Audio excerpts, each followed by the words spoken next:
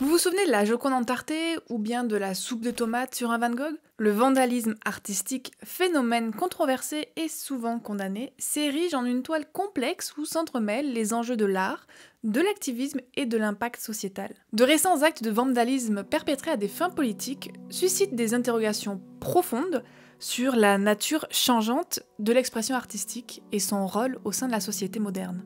Comment ces manifestations de protestation redéfinissent-elles notre compréhension de l'art en tant que moyen d'engagement politique? Quel équilibre délicat devons-nous maintenir entre sensibilisation urgente et prévention de notre patrimoine culturel? Explorons ensemble ces nuances complexes du vandalisme artistique dans un voyage à travers différentes facettes. Les musées, gardiens de la culture et de l'histoire, se retrouvent souvent au carrefour des enjeux environnementaux. Alors, pourquoi s'attaquer aux musées et aux œuvres d'art qui semblent bien loin de la cause défendue? Eh bien, d'abord pour se faire remarquer, tout simplement. Utiliser ces œuvres célèbres comme terrain d'expression, c'est comme sortir sous les projecteurs. Intervenir dans le musée, c'est un peu comme transformer l'action militante comme un happening, c'est-à-dire une performance artistique. Puis aussi, c'est une façon de braver les règles. Pour beaucoup, le musée, c'est un peu comme une bulle hors du temps, un endroit classique où on te dit de ne pas toucher aux œuvres, de ne pas faire de bruit, de ne pas courir, de ne pas prendre de photos. Bref, c'est le symbole de l'ordre établi qu'ils veulent secouer un peu. Prenons comme exemple ce qui a été pour moi un peu le premier acte de vandalisme connu. C'est pas du tout en vrai le premier, ça on le verra plus tard dans la vidéo, mais pour moi la Joconde entartée, c'est un peu le point du début. Le 29 mai 2022, un homme a jeté une part de gâteau sur la Joconde, la célèbre peinture de Léonard de Vinci, exposée, comme vous le savez sûrement, au Louvre, à Paris. L'homme a réussi à s'approcher de l'œuvre protégée par un verre blindé, je tiens quand même à le préciser, et a lancé son gâteau pour ensuite étaler la crème sur la vitre, justifiant son geste pour défendre la planète. C'est clairement pas la première fois qu'il arrive des bricoles à la Joconde. En 2009, on lui a jeté une tasse de thé vide. En 1956, c'était une pierre. Et il faut savoir que depuis 2005, elle est derrière une vitre blindée. En fin de compte, quid du rôle des musées en tant que témoins du passé, au rôle qu'ils jouent en fait dans la construction d'un avenir durable? Ces manifestations en fait ouvrent une porte sur une nouvelle ère de responsabilité culturelle. L'artivisme utilise l'art comme moyen d'expression et de mobilisation pour le changement social et politique. C'est un mot valise qui reprend art et activisme. Et en gros, ils utilisent l'art comme moyen de provoquer le changement et la transformation sociale. Les actions artivistes visent à attirer l'attention sur des causes urgentes comme la crise environnementale et à pousser le public à reconsidérer ses priorités. Shyok Mukhopadhyay dira: la fonction de l'art est de permettre aux gens de comprendre le monde dans lequel ils vivent et de réfléchir à la condition humaine. Mais le grand art ne remplit pas cette fonction. C'est la raison pour laquelle nous sommes dans les musées, pour dire aux gens que nous sommes au milieu d'une situation d'urgence et qu'il est temps d'y faire face. Attirer l'attention sur les enjeux climatiques par le biais du vandalisme artistique est-il un moyen efficace de provoquer des changements tangibles?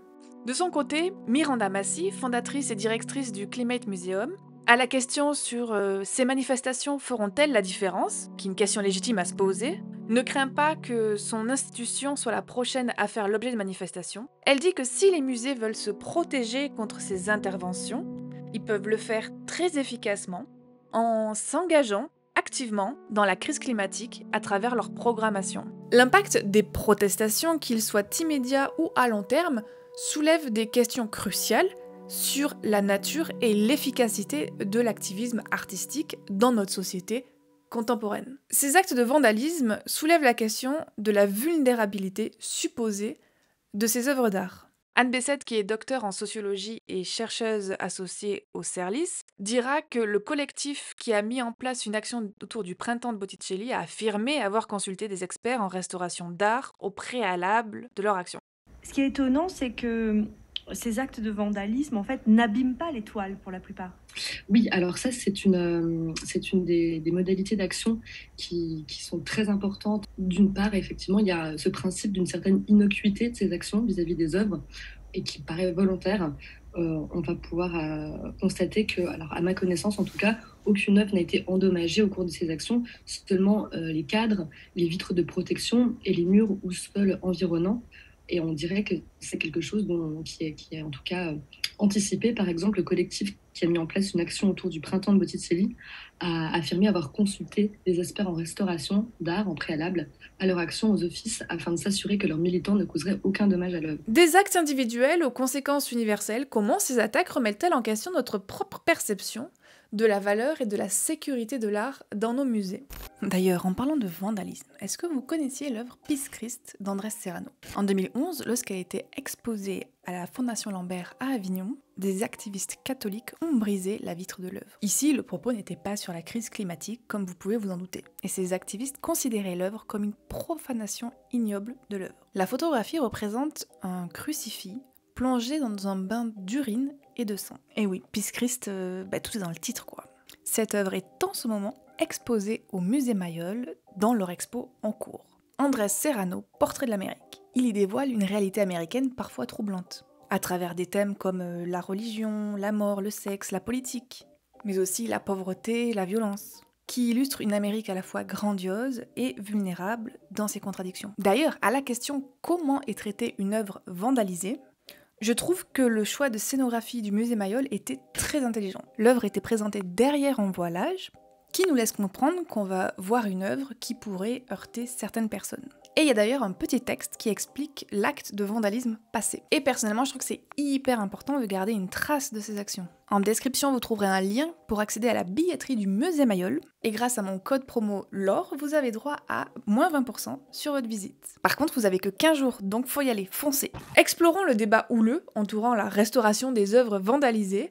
Les experts prônent-ils la préservation de l'altération comme un enregistrement historique ou la restauration comme une nécessité pour préserver notre héritage culturel? Ce que je veux dire par là, c'est est-ce qu'il est intéressant ou pas de garder des traces? Dans le sens où, prenons l'exemple, parce que j'ai pas trouvé d'exemple par rapport aux œuvres vandalisées par rapport à l'écologie, mais j'ai d'autres exemples d'œuvres vandalisées dont on a gardé l'acte de vandalisme sur l'œuvre. C'est ce qui s'est passé au château de Versailles lorsque Anish Kapoor a présenté le vagin de la reine qui s'appelait Dirty Corner. L'œuvre a été vandalisée par des tags antisémites et l'artiste, au lieu juste de nettoyer les tags et d'enlever la peinture, a décidé de recouvrir ces mots-là avec des feuilles d'or. Parce que pour lui, c'était important de ne pas ignorer ce qui s'était passé et de garder une trace. Est-ce que ça serait pas intéressant aussi d'avoir ce genre de réflexion avec les œuvres vandalisées, parce qu'elles sont quand même pas vandalisées juste parce que Karen n'était pas contente. Il y a un propos profond derrière, on parle d'une urgence climatique. Est-ce que pour nous, moi je vous pose juste la question, ce serait pas intéressant? Le 14 octobre 2023, des militants de l'ONG britannique Just Stop Oil lançaient une worth more than justice? Are you more concerned about the protection of a painting or the protection of our planet and people? The cost of living crisis is part of the cost of oil crisis. Fuel is unaffordable to millions of cold, hungry families. They can't. Ou notre avenir. Mais est-ce qu'il y aurait-il pas des leçons à tirer du vandalisme artistique qui est là avec des fins politiques, de la part des jeunes? Qu'est-ce qui se passe et quels renseignements pouvons-nous retirer du récent vandalisme artistique orchestré par la jeunesse engagée pour des causes politiques? Comment les réactions du public face au vandalisme artistique varient-elles en fonction des générations et quels enjeux cela soulève pour l'avenir de l'activisme dans l'art? Quels éclairages ces actions audacieuses, j'ose le mot, offre-t-elle sur la collision entre l'activisme, la préservation de l'art et la perception du public? Quelle est la ligne toute fine, en fait, entre attirer l'attention et exercer un activisme efficace? Alice Audouin, présidente d'Art of Change 21, une association mêlant art et enjeux environnementaux, revient sur cette forme de désobéissance civile. Elle explique que ces jeunes sont des lanceurs d'alerte. Dans une interview, elle explique que les interventions liées au climat dans un musée n'ont rien de nouveau, que ça s'est déjà passé plein de fois avant. À la question « Est-il juste de parler de vandalisme ?», Alice Audouin répond que utiliser le mot vandalisme, ça qualifie immédiatement cette action avant tout comme hors la loi, alors que ce n'est qu'une de ses facettes. Elle dit que dire que c'est du vandalisme désigne donc un agresseur et une victime. Mais qui agresse qui dans notre monde? Le déni, l'inaction sont des formes d'agression. Du coup, l'art, ça devient un moyen de prédilection pour exprimer le désaccord. Mais comment naviguer dans le débat sur l'efficacité de ces protestations dans la sphère politique et culturelle? Parce que j'ai pas oublié le moment de la Joconde où tout le monde était offusqué. Quand il y a eu la Joconde qui s'est faite entarter, j'avais fait un short sur YouTube qui a fait plus d'1 million de vues. Alors, on va aller voir ensemble, des années après, qu'est-ce qui a bien pu se passer dans l'espace commentaire. Et c'est sans aucune surprise que le premier commentaire, liké à 5200 likes, et faudrait qu'on m'explique en quoi entarter la Joconde est un message écologique, parce que là, comme ça, je vois pas trop le rapport. Je vous rappelle que c'est une vitre qui s'est pris une tarte. Elle ne risque rien.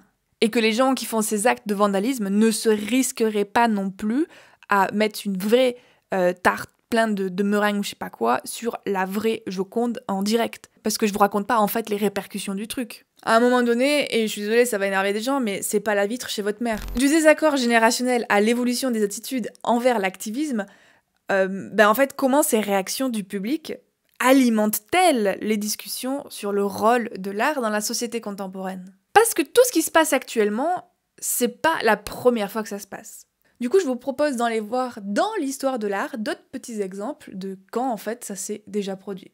Parce que entre les suffragettes et les activistes climatiques contemporains, il n'y a qu'un pas. Mais les suffragettes, qu'est-ce que c'est? Il s'agit d'un mouvement militant de femmes du début du XXe siècle au Royaume-Uni qui se battaient pour obtenir le droit de vote des femmes sous la bannière Votes for Women. Elle faisait partie du Women's Social and Political Union, fondée en 1903 par Emmeline Pankhurst et ses filles Christabel et Sylvia. Les suffragettes ont mené des actions de désobéissance civile de plus en plus militantes pour forcer le gouvernement à accorder le droit de vote aux femmes.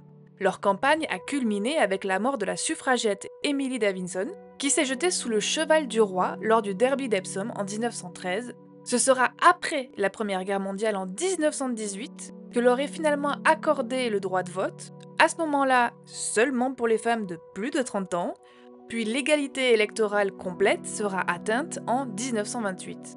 Mais si je vous parle des suffragettes, c'est parce qu'il y en a une en particulier dont je veux vous parler.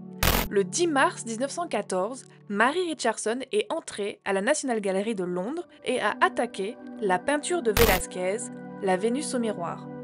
Richardson a utilisé un couperet pour endommager la peinture représentant une femme nue, considérée comme la femme la plus belle de l'histoire mythologique. Dans une déclaration publiée par la presse, Richardson a expliqué que son geste comme une protestation contre le gouvernement, qui est le personnage le plus beau de l'histoire moderne. Elle a ajouté que la justice est un élément de la beauté tout autant que la couleur et le contour de la toile, et que Emmeline Pankhurst, la leader du mouvement suffragiste, cherchait à obtenir la justice pour les femmes. Cet acte de vandalisme a été condamné, évidemment, et a également suscité un débat sur le rôle de l'art dans la société et les moyens de protestation utilisés par le mouvement des suffragettes. Les musées ont réagi en renforçant les mesures de sécurité, avec la fermeture temporaire de certaines institutions, comme la Royal Academy et la Tate Gallery. Malgré cette condamnation, l'action de Richardson a réussi à attirer l'attention sur la cause des suffragettes. Et comme le dit si bien ce tweet, pour référence, les suffragettes ont fait exactement la même chose à l'exacte même peinture il y a 100 ans, quand elles protestaient pour le droit de vote pour les femmes. À l'époque, les gens aussi disaient qu'elles étaient folles, mais à la fin, au final, elles étaient dans leur droit, elles avaient raison. Est-ce que vous commencez à capter la logique du truc? Parce qu'au final, ce vandalisme artistique a son importance. Ces actes, ancrés dans des motivations diverses et variées, continuent à modeler notre compréhension de l'art en tant qu'instrument de contestation et de réflexion. Parce que, au final, comment le vandalisme artistique évolue au fil du temps, comment ses implications résonnent dans notre société contemporaine et redéfinissent le paysage artistique? En voilà une bonne question. Récapitulons tout ce qu'on vient de voir à travers le vandalisme artistique. C'est un phénomène qui transcende les limites de l'art, tout simplement, pour devenir une force motrice dans notre compréhension changeante de la société. Ces actes, bien que souvent perçus comme destructeurs, Il contribue en fait à un dialogue essentiel sur les normes, sur les valeurs et le rôle de l'art dans notre monde qui est en fait en constante évolution. Ces incidents nous invitent tout simplement à remettre en question les frontières de la protestation, à évaluer l'impact sur notre patrimoine culturel et à réfléchir à l'efficacité de l'art en tant que moyen de changement social pour notre monde interconnecté d'aujourd'hui. En gros, les actes audacieux, je le redis, nous obligent à considérer l'art comme un agent de transformation, capable de transcender les époques pour laisser une empreinte indélébile sur notre conscience collective. Par contre, allez savoir pourquoi, mais j'ai complètement oublié de vous dire au revoir, bye bye, à la prochaine, quand j'ai tourné la vidéo. Donc, excusez-moi, je le fais de ce pas. J'espère que ça vous a plu, vous avez appris des trucs. Si vous êtes énervé, que vous voulez râler, profitez de l'espace commentaire, hein, ça sert à ça, j'ai envie de vous dire. Et quant à moi, je vous dis comme d'hab, hein, à la prochaine.